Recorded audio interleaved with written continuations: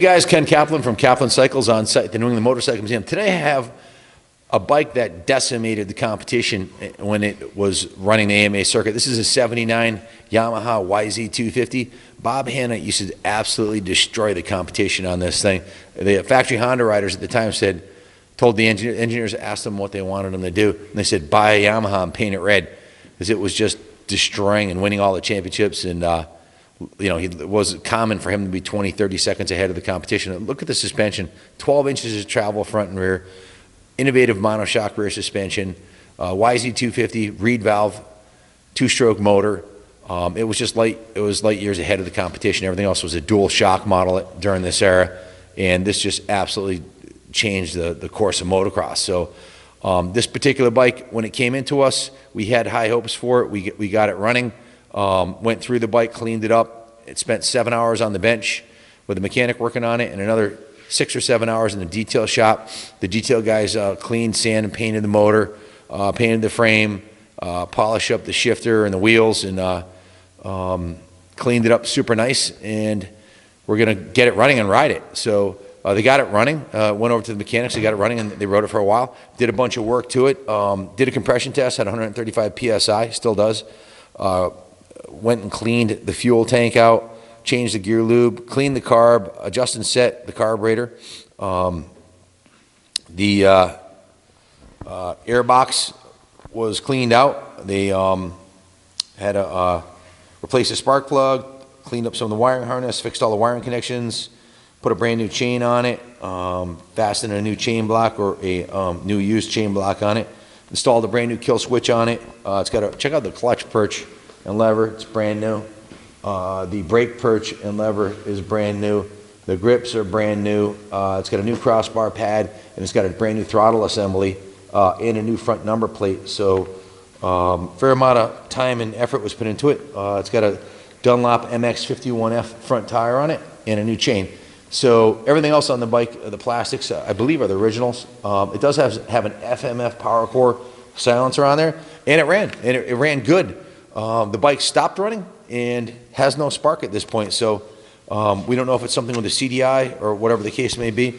That's all I can tell you is it's currently not running, which is really frustrating me as a shop owner.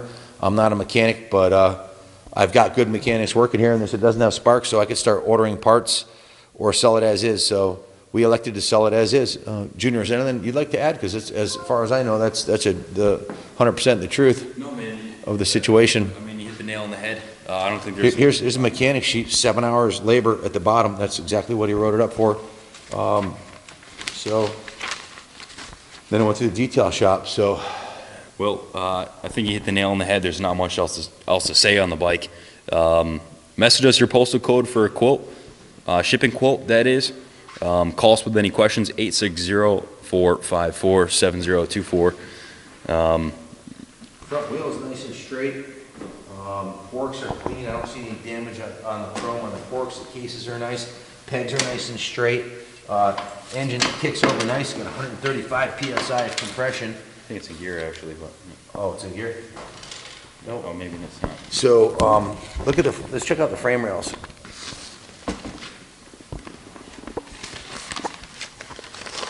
Pretty damn good.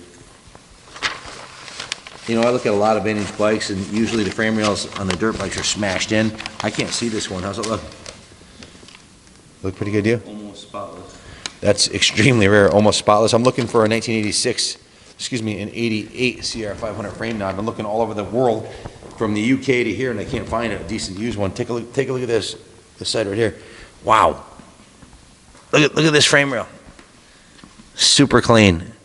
I don't think there's even a dent in it, is there? I don't think so. And the pegs are perfectly straight. So who knows? Maybe this electrical issue it has is something that haunted it. If you have one of these that runs and you got a coil and a CDI, swap a few parts. I bet you should run like a bear. Is there anything else you noted on the bike? No. Shifter looks nice. Look at how straight the pegs are. They're perfectly straight. It does have a Boyson precision porting sticker on the back here. I don't know the full history of the bike. That could either be a sticker or it could in fact have Boyson porting on it.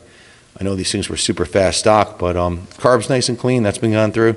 So there you have it, folks. Perfect frame, Front wheel's nice, forks look good. A bunch of new parts on the bike.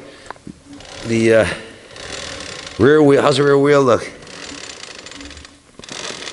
Looks nice and straight to me. I don't see any damage to the rear wheel. Okay, let's do the math here. The wheels are straight and the frame's straight. Obviously, this wasn't one that was ridden by a pro or someone who can really, even a fast amateur, because it would have been smashed to bits. Frames usually get crushed. So it's got the original pipe. It does have looks like it had some welding repairs on the pipe, and there is a ding on the front of the pipe. So obviously the bike was ridden, but how hard? I don't think too hard, because straight up those frame rails would be smashed. Original gas tank's a little bit discolored, but it's there. Yep, original gas tank, original cap. Definitely restorable. Absolutely a fantastic frame and beginning foundation to do a restoration of your own. So, or just get it running and ride the wheels off of it. So, good luck bidding on her, and God bless America.